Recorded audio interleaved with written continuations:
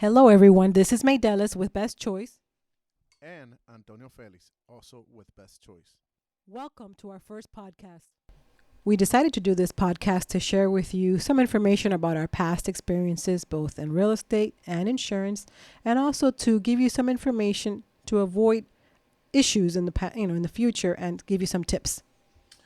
Wow, talk about what haven't we been through in our industry. We've been through so much, and that's why we're doing this podcast to share with you our knowledge and past experiences so that it can help you be more successful.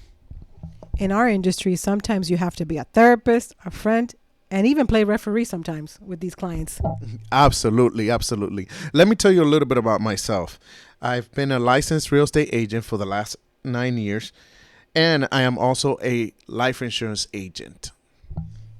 Me as well. I'm also a licensed real estate broker for about 17 years, and I'm also a licensed property and casualty and life and health insurance agent for about 21 years.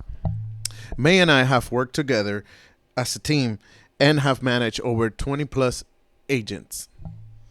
I think we have a great team. We have more of a boutique style brokerage. It's all about quality and not quantity. So let's get into our favorite subject. Let's get into real estate. May, how do you see the real estate market at the moment?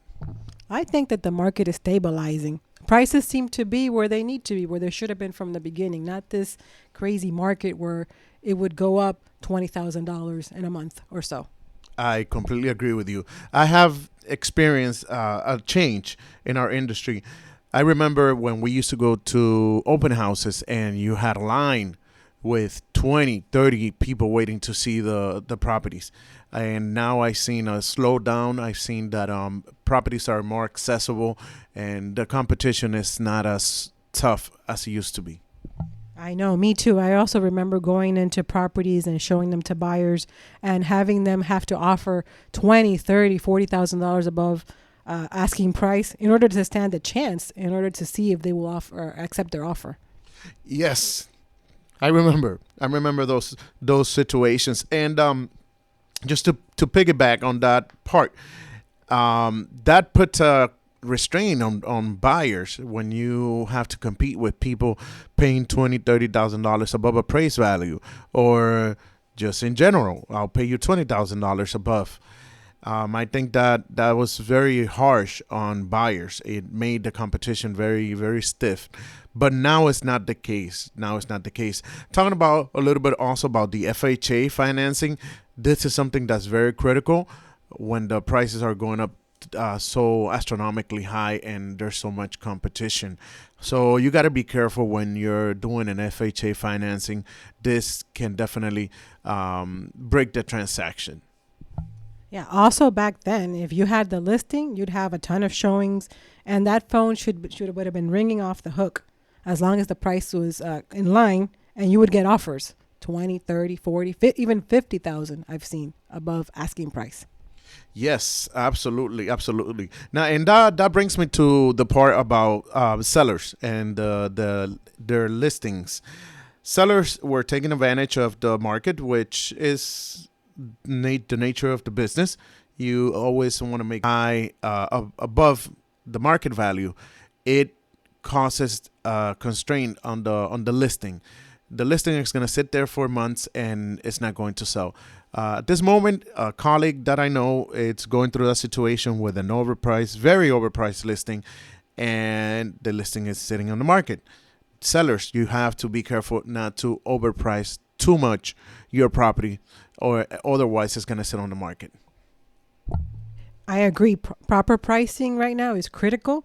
If you put the proper price as soon as you list that house, that phone is going to be ringing nonstop.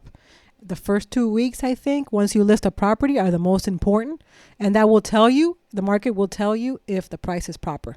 Absolutely, absolutely. On listings that we've had before, the reason why we can say this with a lot of experience is because we've lived through it. We've listed properties, and within the first week, there's a ton of showings, a ton of calls. That's because the property is priced correctly. Once you price a property correctly, the phone is not going to stop. Also, very important to the sellers, making sure that your property is ready for listing. What do I mean by this? I mean that your house has to look the best possible that you can. And you don't have to go and spend a ton of money making your listing, making your property look spectacular. A few tips that can take you a long way. It's your lawn, your yard. Make sure your yard is clean. If you see some walls that are stained and that are dirty, a quick coat of paint will make it look very nice. Medelis, what are some of the things that you have noticed that can call the attention of buyers and potentially have the best price when for the buyers to pay for it? In my experience, also, I've experienced a lot of homes that are not clean, and I've had to clean the property. I've even had homes where I've walked in and have had rat feces, which is horrible. You can't show a house like that. So I've had to go in there and speak to the seller, explain to them that it has to be cleaned, because if the house is not clean, it's not going to show properly, and that's going to scare away a lot of possible buyers, which we don't want that if you want to sell your home. And having it clean along with painted, like you mentioned, believe me, that'll make a big difference when you want to sell a house and get, top, if you want to get a specific amount of money or the most value for your home, I would say. Absolutely, absolutely. Completely agree with you. We highly recommend for you to, before you list your house, make an appointment with an agent and show your house to an agent. Ask question. Ask them, what do you think are the items that can potentially make the house look better? Again, as I mentioned, a fresh coat of paint. You don't have to spend a lot of money.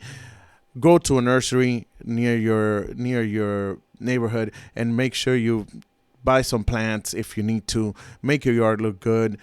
Again, make an appointment with a real estate agent, which will help you point out the items that are gonna make your house look the best. That's gonna take you a long way.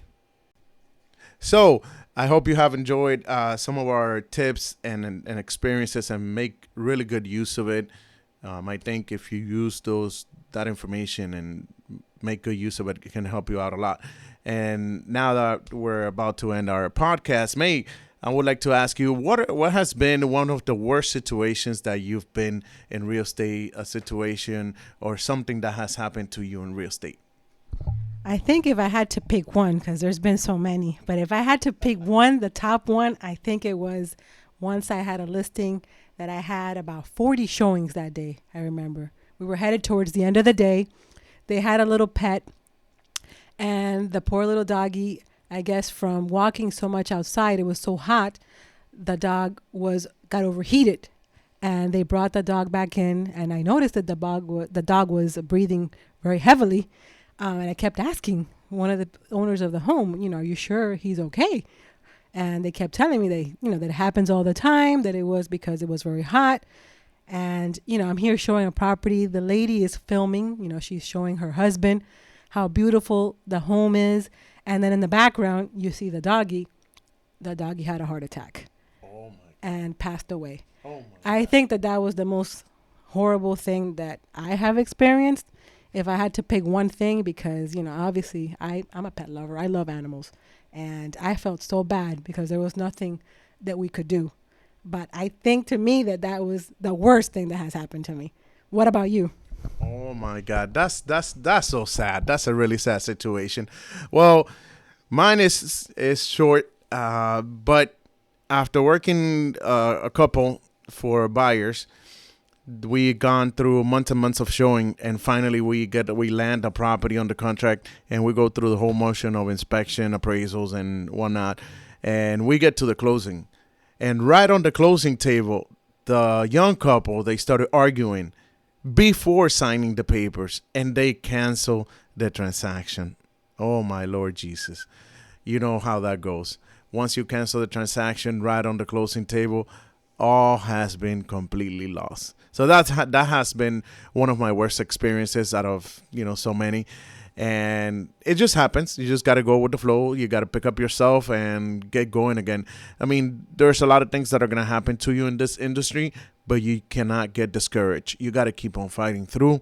You got to keep pushing. You got to make better selection of your clients, and you just got to have all your bases covered in order to avoid situations. Well, this has concluded our podcast. I really hope we really hope you have enjoyed our podcast, and stay tuned for the next one. We're going to be talking about investments, how the market is doing in regards to inflation. We're going to bring in a lender. We're going to bring in a lender to speak to buyers. What is the process? We're going to bring a tax expert to talk about taxes. That's very interesting. Thank you for listening. Please stay tuned to our next podcast. If there's any topics that you would like for us to talk about, please feel free to DM us. Thank you.